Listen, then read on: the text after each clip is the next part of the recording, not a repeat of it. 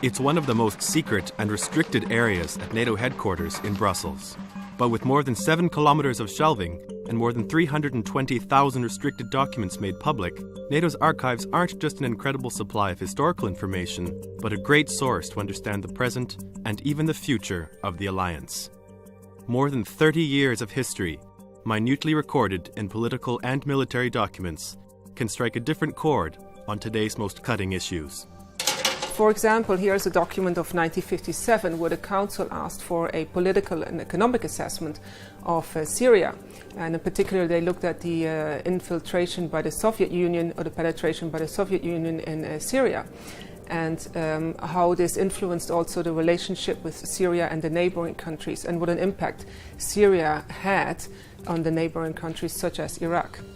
Another example is a request for membership in 1954, which was a letter addressed to 3 allies, to the UK, the USA and France, by the Soviet Union asking for a membership to NATO.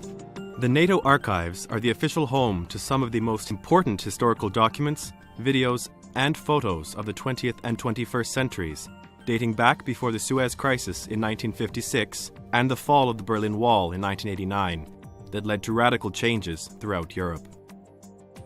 Reading through the hundreds of NATO declassified documents, it becomes clear that the formative years of the alliance not only tackled immediate issues, but also dealt with debates that are still relevant in political forums today. To keep the memory alive, NATO Secretary General Jens Stoltenberg paid a visit to the NATO archive with a special guest.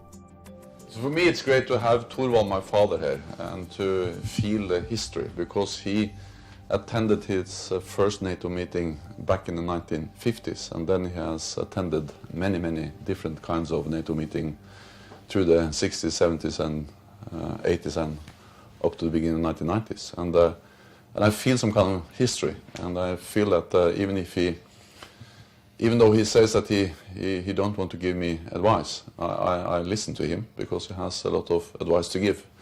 But he does it in a very polite way, yeah, and a very discreet way, and just to listen to the experiences and the knowledge that Thorvald has is of great importance for me.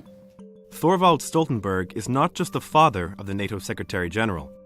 In his long career, he served as Norwegian Minister of Defense, Minister of Foreign Affairs, and was appointed Président d'honneur of the North Atlantic Council, having acquired significant experience on security issues.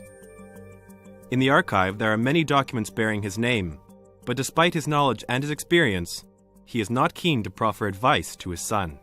When Jens first became Prime Minister, I decided that the advices I could give him, I must already have given him before he became Prime Minister. And the same when he's now Secretary General of NATO, so I don't give him any advice. No, I tell you why. Because when I was Foreign Minister of Norway, Defense Minister, there was a lot of nice elderly people giving me advice. And the more I liked them, the more difficult it was to ignore their advice. But beyond the advice these documents can provide, for the Secretary General, the future for NATO's archives is clear. So, transparency is important because transparency increases trust, and that's the reason why NATO is doing more to be more transparent, both when it comes to historical documents, but also when it comes to everything related to how we spend our money. And that's one of the issues I'm going to discuss with my staff, how we can become even more transparent. Thank you very much for your visit.